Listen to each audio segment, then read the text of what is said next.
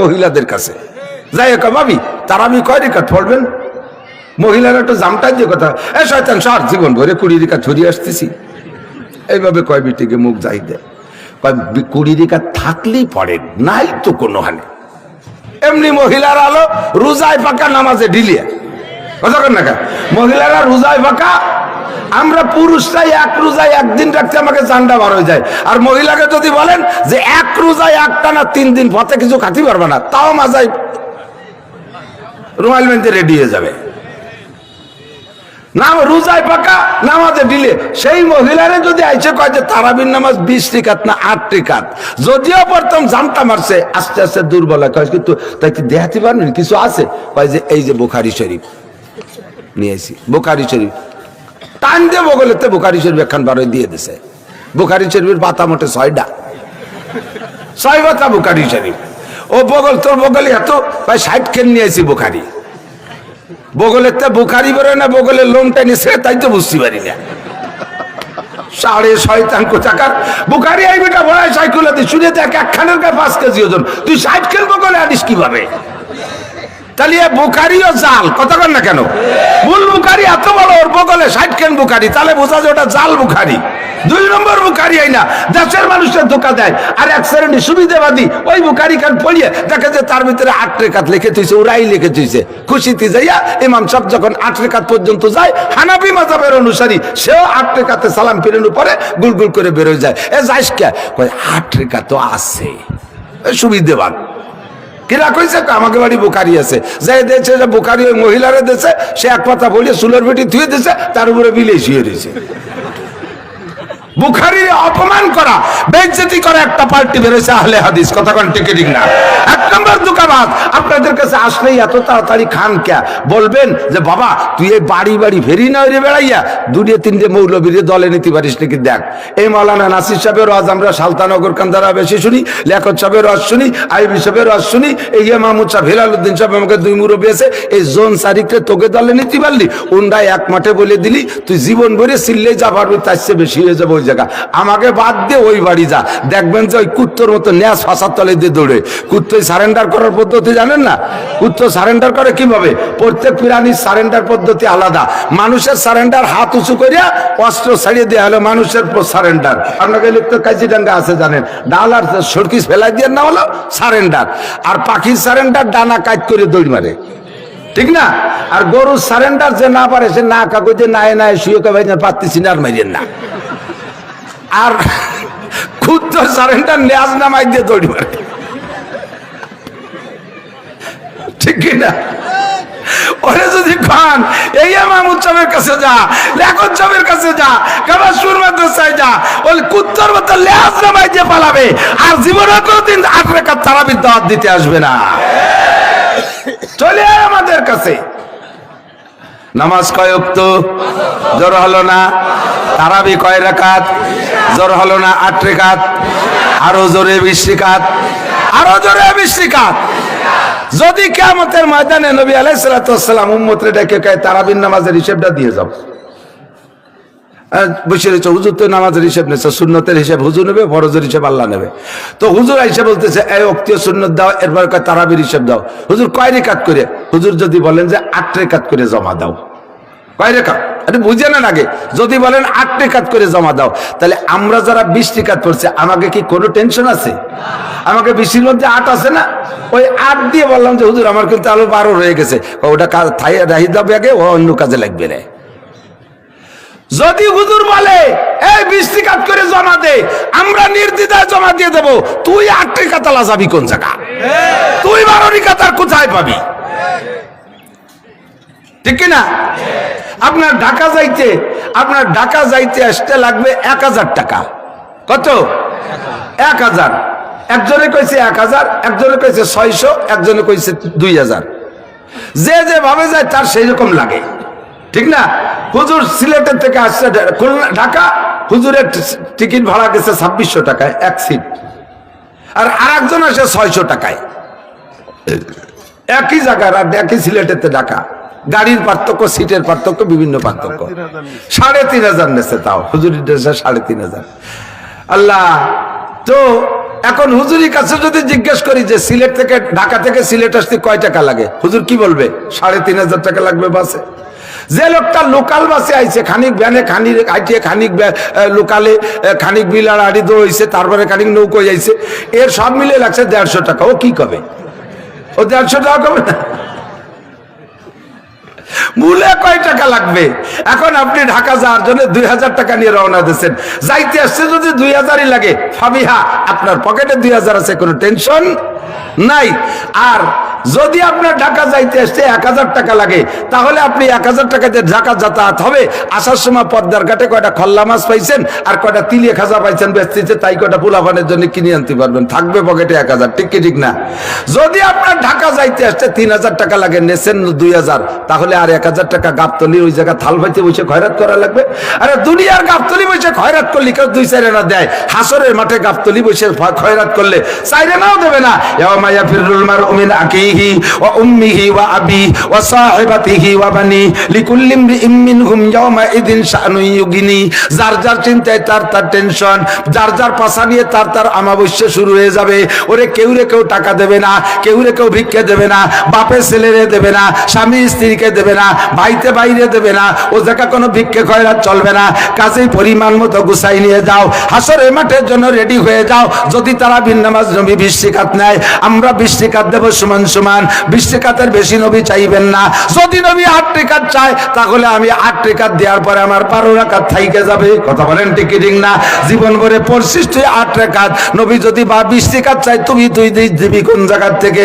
আল্লাহু আকবার। ওই দিন কেউ কের কাছে খয়রাত পাইবা না, কাজে 20 রাকাত হবে তারাবি। ঠিক কি ঠিক না? আল্লাহু আকবার। কথা ছড়ায় যাইতেছে, উদাহরণ দিতে যাইয়া আমার দিকে আসেন 3টে ফিল্টার। 1 নম্বরে 5 ওয়াক্ত নামাজ। আমার হাতের দিকে তাকান। আপনাদের এলাকায় ওয়াজ আমার বাকি নাই, হাতও দেখাইছি বহুবার। হাতটাকে স্বাধীনভাবে যদি ফাঁকা করেন, তাহলে হাতের আঙ্গুলের ফাঁকার সেটিং এভাবে হয়। সব ফাঁকা কি সমান? এইটে ফজর, এইটে জোহর, আসর, মাগরিব, ইশা, এই ফাঁকাগুলোর চাইতে এই ফাঁকাটা একটু বড়। ফজর আর জোহরের মাঝখানে মাঝারি ফাঁকা, এরপরে আসর, মাগরিব, ইশা পর্যন্ত ছোট ছোট ফাঁকা। এইটা যদি ফজর হয় আর এইটা যদি ইশা হয়, তাহলে ইশার থেকে আসতে ফজর পর্যন্ত সারা রাতের একটা লম্বা গ্যাপ। ঠিক না? হুজুর বলেন সালাওয়াতুল খামস, 5 ওয়াক্ত নামাজ পড়বা। 1 নম্বরে বালির ফিল্টার। যেই ব্যক্তি 5 ওয়াক্ত নামাজ নিয়মিত পড়ে, দুই নামাজের মাঝখানে গ্যাপে গ্যাপে, ও বান্দা, যত সগীরা গুনাহ তোমার হইবে, একটা সগীরা গুনাহ থাকবে না। ফার্স্ট ফিল্টার, বালির ফিল্টার, নামাজে তোমার সমস্ত গুনাহ ক্ষমা কইরা দেয়, শেষ কইরা দেয়। আমি বলি না, নবীও বলেছেন, আল্লাহ বলেন, ইন্নাস সালাতা, কি বলা হয়, আকিমিস সালাতা তারাফাইন নাহারি ওয়াজুলাফাম মিনাল লাইল ইন্নাল হাসানাত ইউযহিবনাস সাইয়্যাত। সমস্ত নেকির স্বভাব হলো গুনাহকে শেষ কইরা দেয়, নেকিতে গুনাহরে শেষ কইরা দেয়। আর সর্বোচ্চ নেকি হলো খামসু সালাওয়াতিন ইফতারাযাহুন্নাল্লাহ, 5 ওয়াক্ত নামাজ আল্লাহ ফরজ করেছেন। এই ফিল্টার হলো নাম্বার 1 ফিল্টার, 1 নম্বর ফিল্টার। 2 নম্বর ফিল্টার নবী বলেন ওয়াল জুমুআতু ইলাল জুমুআ। কয়লার ফিল্টার, কত জুমার নামাজ পড়েছ, আবার আগামী জুমার নামাজ পড়বা, মাঝখানে কয়দিন? জ্বর হলো না? কয়দিন? দেখছেন আপনারা এর মধ্যে 2 ভাগ হয়ে গেছেন, কেউ কয় 6 দিন, কেউ কয় 7 দিন। এত সুন্দর পরিষ্কার বাংলা, তাই আপনারা 2 প্রকার। আর আল্লাহ কোরআন নাজিল করছে, আল্লাহ কোনদিন এসে যায় সে তফসির করে বুঝাই দিয়ে যাই নেই। যাকে দিয়ে বুঝাইছে সে তিনি মাত্র 23 বছর বুঝাই চলে গেছে। এরপরে হাজারো ঝামেলা সামনে নতুন আসতেছে। এই কোরআন থেকে তার সমাধান বের করতে হবে। কাজেই কোরআনের আয়াতের ভিতরে এইরকম একাধিক ততাধিক তর্জমা, যা বুঝতে যাইয়া ওলামায়ে কিরাম দ্বিমুখী, ত্রিমুখী, চৌমুখী, পঞ্চমুখী হয়ে যায়। আপনারা তো অভিযোগ করতে পারলেই বাঁচেন, এক কোরআন, এক আল্লাহ, এক রসুল, এক হাদিস, তাহলে মৌলবী আবার এত দল ক্যা? বুঝেননি? এ অভিযোগ করেন কি করেন না? সব হুজুর মিলে এক দল থাকবে, তাই এই 4 ইমাম ক্যা? এই প্রশ্ন করে আমাকে আটকা ফেলে। আমি আপনাদের কাছে জিজ্ঞেস করি, আরে ওই জায়গা থাকে একটু পরে কই, এদিক তাকান। দিনে রাতে নামাজ কয় ওয়াক্ত? জ্বর হলো না? দিনই কয় ওয়াক্ত? কত ফতোয়া দিচ্ছে দেখুন। দিনে কয় ওয়াক্ত? দিনে 2 ওয়াক্তের পক্ষে কারা? একটু হাত দেখান তো। দিনে 2 ওয়াক্ত, এর পক্ষে কারা? দিনে নামাজ কয় ওয়াক্ত? দিন রাতে 5 ওয়াক্ত না? তাহলে দিনের বেলা কয় ওয়াক্ত এটা একটু দেখেন তো কারা কারা এর পক্ষে। এবার যারা হাত না উঠেছেন তারা তো 3 ওয়াক্তের পক্ষে। দিনের বেলা কয় ওয়াক্ত হাত দেখান তো, কেটে কেটে আছেন। আর অনেকে আছে যে কোন দিক যাচ্ছে না, বড়ি নেতা রক্ত দেয় লাভ কি, চুপ করে রয়েছে। দললি না জল্লির কেসার মধ্যে আমি নামাজই পড়ি না। দিনে কয় ওয়াক্ত? 2 ওয়াক্ত। দিনে 3 ওয়াক্ত। 2 প্রকারের ফতোয়া।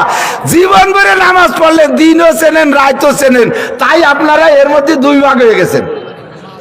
এবার রোজা দিনই না রাত্রে? কথা কন, রোজা দিনে না রাত্রে? দিনে না। আর দিন কখন থেকে কখন?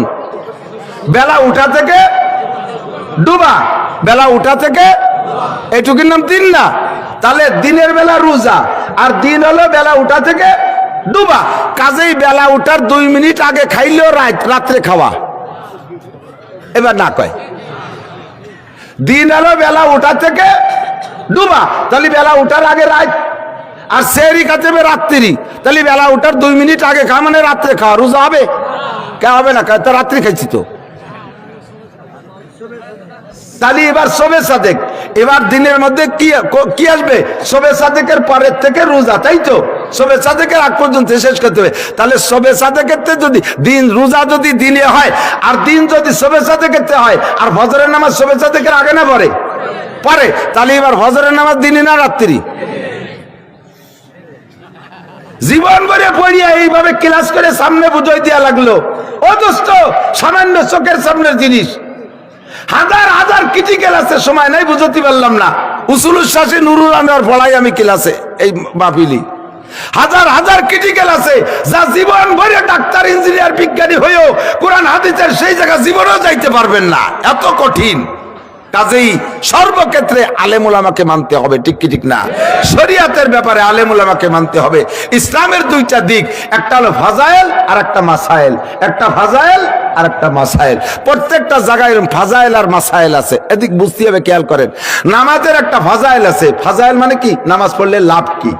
ফাজাইল মানে লাভ কি? নামাজ পড়লে লাভ আছে না নাই?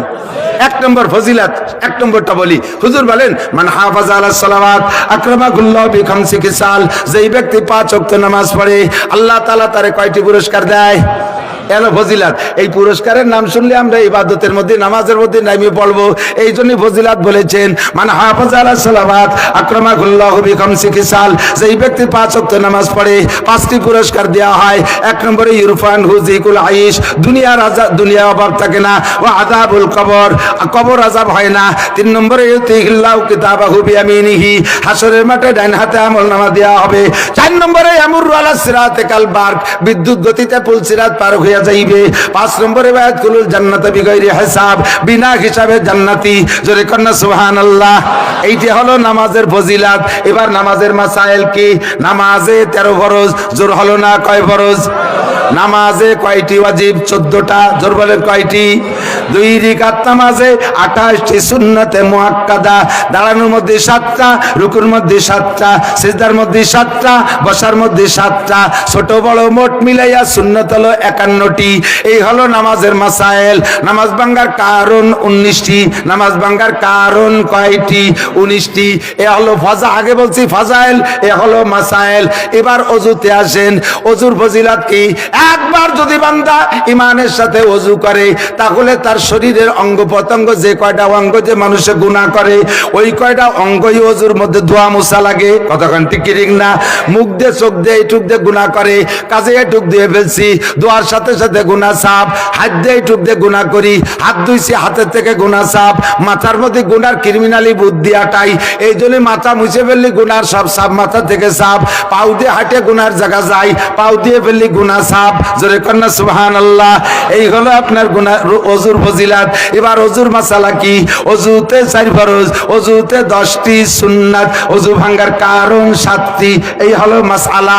এর কয় ফাজাইল আর মাসাইল। ও মেসাকের ফাজাইল কি? আল্লাহ নবী বলেন, যদি কোনো ব্যক্তি 5 ওয়াক্ত ওযুতে, নামাজের ওযুতে মেসাক করে নামাজ পড়ে, তাহলে 1 ওয়াক্তের বিনিময়ে তাকে 70 ওয়াক্ত নামাজের সওয়াব দেওয়া হয়।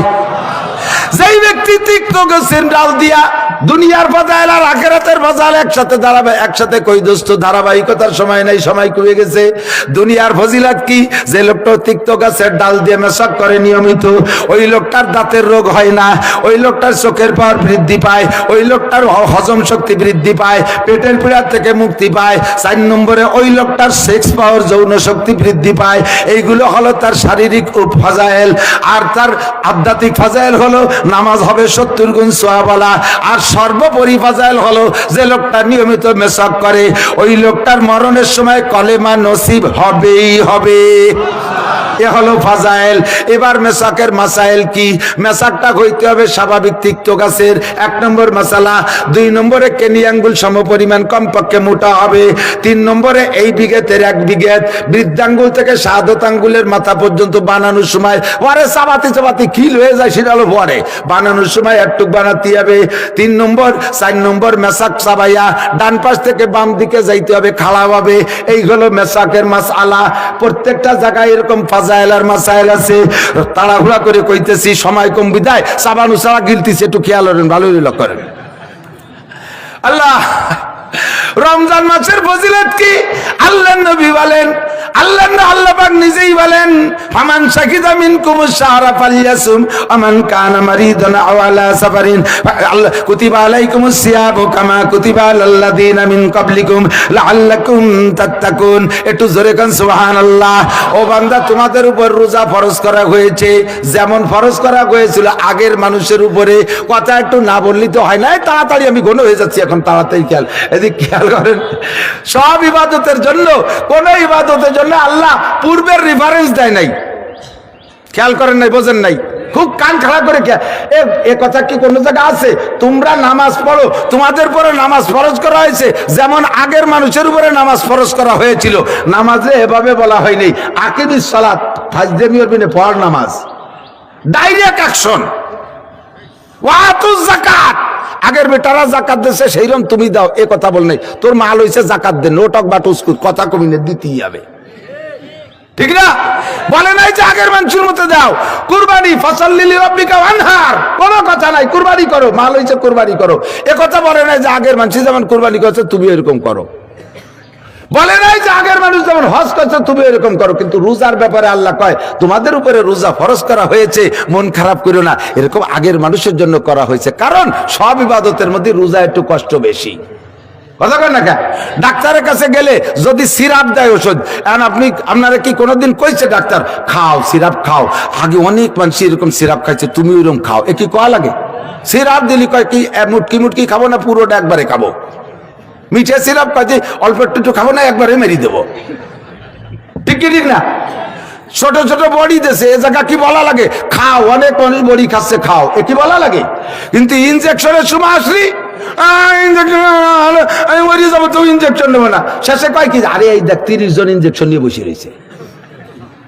অপারেশনের সময় গেলে আমি মরে যাবো, তবু অপারেশন নেবো না। আরে বেটা আয় দিকে দেখে যা, এই যে 60 জন অপারেশন শুয়ে রয়েছে, কাছে শুনিয়ে ডায়াবেটিসে অ্যাপেন্ডিসাইটিসে কি কষ্ট জিজ্ঞেস করছে, ভাই কিরম ট্যাক্স হলো? কর্নে যে কাটলো তাই তো টের পেলাম না। তারপর দাও পোস্ট দাও। নামাজ পড়ার ব্যাপারে কইনি যে আগের মানুষ যেমন পড়ছে ওইরকম পড়ো। হজ করার ব্যাপারে বলে নাই, যাকাত দেওয়ার ব্যাপারে বলে নাই, কুরবানির ব্যাপারে বলে নাই, রোজার ব্যাপারে বলছে। কেন? শেষ রাত্রি খাবার, সন্ধ্যে খাবার, রাতের মধ্যে দিনের মধ্যে কিছু খাবা না, পেঁয়াজ উঠাও আর রসুন উঠাও, ও জায়গা আমার ছাড় নাই। কথা কর না কেন? কোন অবস্থাতে ছাড় নাই। এই জন্য দোস্ত আল্লাহ পাক বলেন কুতিবা আলাইকুমুস সিয়াম, ভয় পেও না, কামা কুতিবা আলাল্লাযিনা মিন ক্বাবলিকুম, যেমন নাকি তোমাদের পূর্বপুরুষের উপরে রোজা ফরজ করা হয়েছিল। রাখলে কি হবে? আল্লাহ ফাজাইল কা লাআল্লাকুম তাত্তাকুন, তোমরা সবাই আমার কাছে মুত্তাকিন বলে গণ্য হয়ে যাবে। কন্না সুবহানাল্লাহ। আল্লাহ তা মুত্তাকিন হলে লাভ কি? আল্লাহ কা ইন্নালিল মুত্তাকিনা ইনদা রাব্বিহিম জান্নাতিন নাঈম, মুত্তাকিন সার্টিফিকেটটা যদি নিয়ে আসতে পারো তাহলে তোমার জন্য রয়েছে ভরপুর নিয়ামতওয়ালা জান্নাত। এলো ফাজাইল, এলো রোজার ফাজাইল। মাসাইল কি? আল্লাহ নবী বলেন কামিন সাইমিন লাইসা লাহু মিন সিয়ামি ইল্লা দামা ওয়া কামিন কাইমিন লাইসা লাহু মিন কিয়ামি ইল্লা সাহার। হাজার হাজার রোজাদার আছে যাদের রোজায় এই ফজিলত তো হবেই না, এই ফজিলত তো হবেই না। নবী পাক আরো ফজিলত বলেছেন মান সামা রমাদানা ঈমানান ওয়া ইহতিসাবা গুফিরা লাহু মা তাকাদ্দামা মিন যামবিহি। 3 নম্বর ফিল্টার মনে আছে নাকি? 1 নম্বর ফিল্টার 5 ওয়াক্ত নামাজ, 2 নম্বর ফিল্টার 2 জুমা, 3 নম্বর ফিল্টার রমাদান ও রমাদান ইলা রমাদান। গত রমজানে রোজা রেখেছো, এই রমজানে রোজা রাখবা। মাঝখানে 11 মাসে যত গুনাহ হবে সমস্ত গুনাহ 3 নম্বর ফিল্টারে শেষ কইরা দেয়। একটু জোরে কর না সুবহানাল্লাহ। জীবনের সব গুনাহ মাফ। এইটা হলো ফাজাইল। এবার মাসাইল কি? নবী পাক বলেন হাজার হাজার রোজাদার আছে যাদের রোজায় ক্ষুধার কষ্ট, পিপাসার কষ্ট, ভূতের উপর ছাড়া কোনো লাভ নাই। আল্লাহর কাছে কিয়ামতে আল্লাহর হাত থেকে মেহমানদারি পাবে না। রোজার বিনিময়ে আরশে আজিমের নিচে ছায়া পাবে না। রোজার বিনিময়ে জান্নাত পাইবে না। রোজার কোনো বিনিময়ে সে হাসরে পাইবে না। ও আল্লাহ, ও নবী, এই রোজাদার কারা? যারা রোজা রাখার পর প্রতিদান পাইবে না। নবী পাক বলেন ইয়াসুমুনা ওয়ালা ইউসাল্লুন। ওরা রোজা রাখে কিন্তু নামাজ পড়ে না। হ্যালো, কথা কয় না? এরকম কিছু আল্লাহওয়ালা বুজুর্গ আছে না? রোজা চায় কয় আমি 7 বছর বয়স থেকে রোজা থাকি, জীবনে একটা রোজা ছাড়ি নেই। বাপের সাথে বিলির মধ্যে ধান কাটছি, পাট কাটছি, পেঁয়াজ উঠাইছি, তবুও রোজা ছাড়ি নাই। অথচ চেহারায় কপালে নামাজের ছাপ নাই। বোঝা যায় যে উনি মন্দির ইত্তে বার হয়ে যাইছে। আসার খাইয়ে বললেও পূব দিক পারে, পশ্চিম দিক যায় না। ঈদের দিনও বোর সাথে মারামারি, ঈদের নামাজ পড়ি নেই। ওর বাপের জানাজার দিনও বাগানের মধ্যে দাঁড়ায় বিড়ি খাইছে চোরা, আবার রোজা ছাড়ে না। তুমি চাইলে নাও পাবা না কাকা, কিচ্ছু পাবা না। মহিলা রোজা রাখে কিন্তু নামাজ পড়ে না।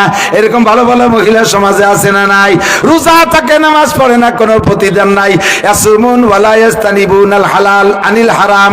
আরে হারামের থেকে হালালকে বাছাই করে না, হালাল হারাম মিশিয়ে খায়। সুদের টাকার ইফতারি, ঘুষের টাকা সেহরি, সুদের টাকার ইফতারি, ঘুষের টাকা সেহরি। টোন মারে, মন মারে, রাস্তা মারে, খাল মারে, বিজিএফ কার্ড মাইরা, পঙ্গু ভাতা বেচিয়া, বয়স্ক ভাতা করতে যে টাকা খাইয়া, ব্রিজের রড চুরিয়ে খায়, তার মধ্যে কুঞ্চি ডুবাই দিয়ে ওই জায়গাতে পয়সা বাঁচায় রাখছে।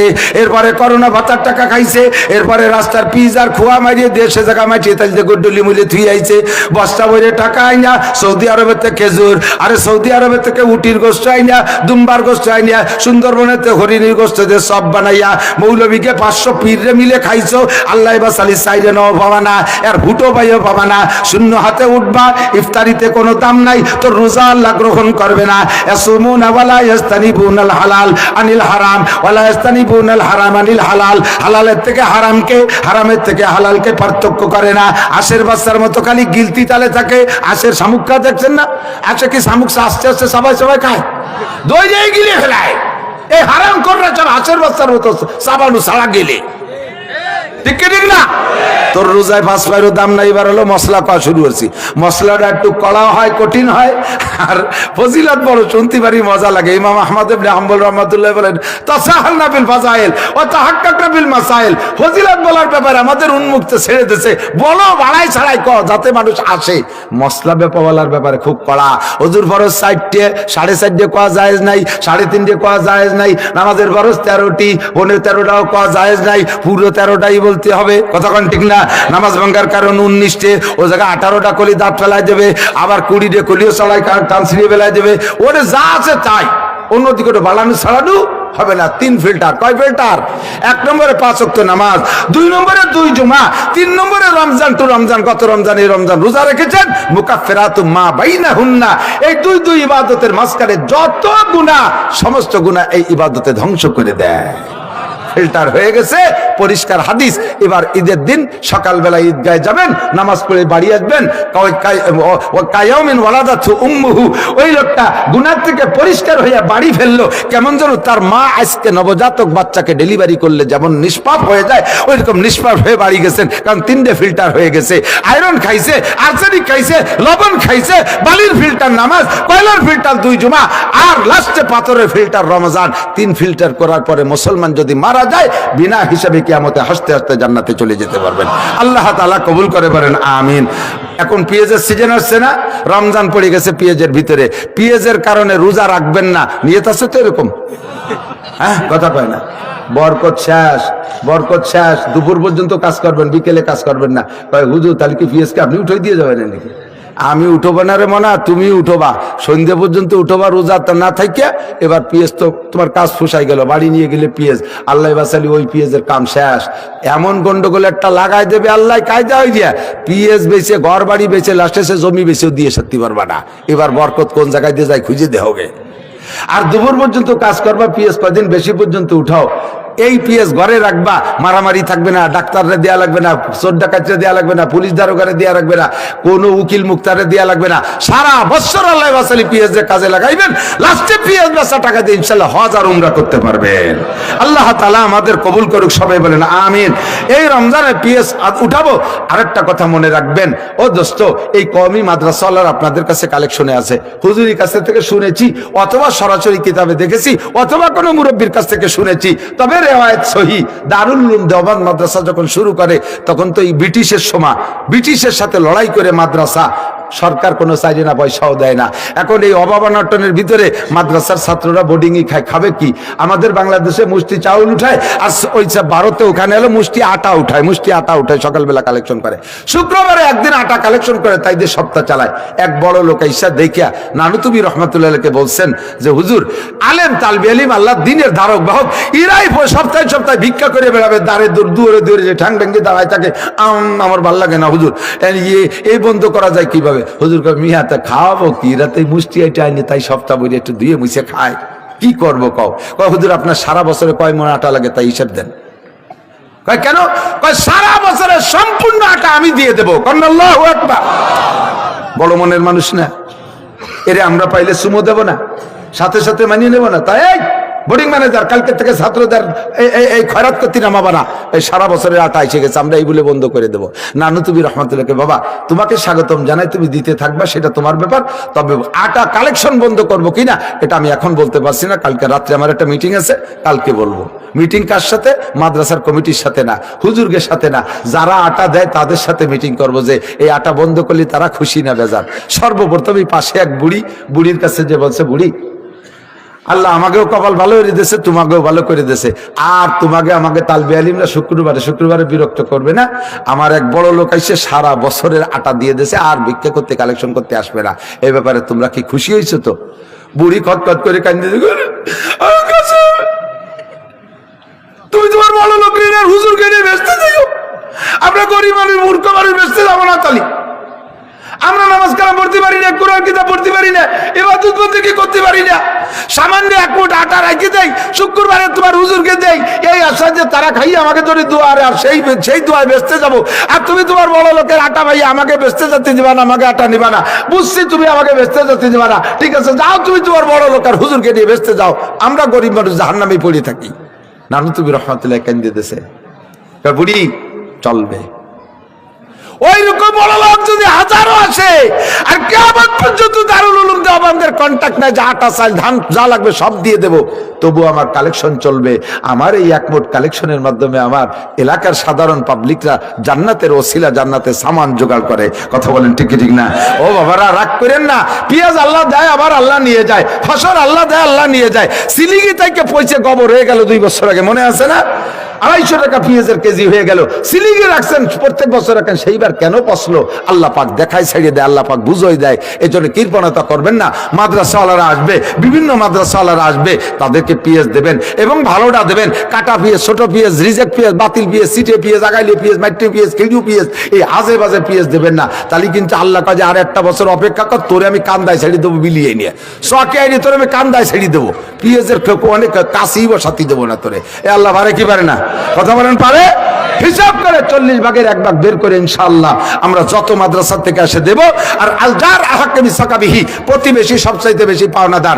আপনারা রায়সর এলাকার মানুষ, আপনাদের মাদ্রাসা প্রথম অধিকার, এ জায়গা দেবেন সবচেয়ে বেশি। 2 মণ 3 মণ 5 মণ 1 মণ আপনাদের বেশি বেশি দেওয়ার অভ্যাস আছে, দেবেন তো ইনশাআল্লাহ? পেঁয়াজ দেবেন তো ইনশাআল্লাহ? কারা কারা দেবেন একটু হাত দেখে, আমি এখন অঙ্ক বলতে বলছি না, দেবেন কারা কারা? এই ফাঁকে ফাঁকে অনেকে হাত উঠেন, তাহলে দেবেনই না। আল্লাহ টুকাল্লা ডাঙ্গাইতে চকেতে রেহে দিতে পারে, কিন্তু আমাকে ওদিকে ডাঙ্গা, আপনাকে ওদিকে চক, এই জন্য মাঝে মাঝে ডাঙ্গা চলে আসে। দেবেন তো ইনশাআল্লাহ? আর আমার সুলতান সি মাদ্রাসা আসে, তাকেও সাইডে দিয়েন, আজকে পর্যন্ত আপনাকে এই সালতার পিএস আমার সিলিংয়ে আছে। গত বছর আমার মাওলানা আব্দুর রহমান সে কালেকশন করে এনেছে, সারা বছর খাইছি, এখনো পর্যন্ত আছে। আবারও আসবো। সেদিনকে গিয়েছিলাম যেন বাহির দিয়ে মাওলানা শফিক সাহেবকে মসজিদে জুমো পড়ছি। শফিক আমার নামাজের পরে দাঁড়াই কয় যে হুজুরি মাদ্রাসা কটা পিএস দিতে হবে, কেটা দেবেন। সেই জায়গাতে 41 মনের লিস্ট হয়েছে আমার মাদ্রাসার জন্য। তাহলে আমার সেই গোপালগঞ্জের মাদ্রাসা যদি 41 মন দেয়, তো এই জায়গা তো 500 মন দেবে ইনশাআল্লাহ। দেবেন তো ইনশাআল্লাহ? ভরে যায় যেন মাদ্রাসা চলতে কোনো অসুবিধা না হয়। আপনাদের সকলের জন্য দোয়া করি, আমার উস্তাদে মুহতারাম আমার জন্য দোয়া করি। আমার মাহফিল খুলনা গ্যারিসন চলে যেতে হবে, আর সময় দিতে পারছি না। আসরেরও নামাজ পড়তে হবে। আজকে এই ওয়াক্তে নামাজ না পড়ার নিয়ত আছে কার কার? একটু হাত দেখাবেন মহব্বতের সাথে। তুমি নামাজ পড়বা না? 3 জন পড়বে না মোটে। তাহলে বোঝা গেল সবাই পড়বো, ফাঁকি দেবেন না। ওযু বানাইয়া মসজিদে যারা ধরে মসজিদে ঢুকবো, না ধরলে এখানে জামাত হবে। সুবহানাল্লাহ বিহামদিহি।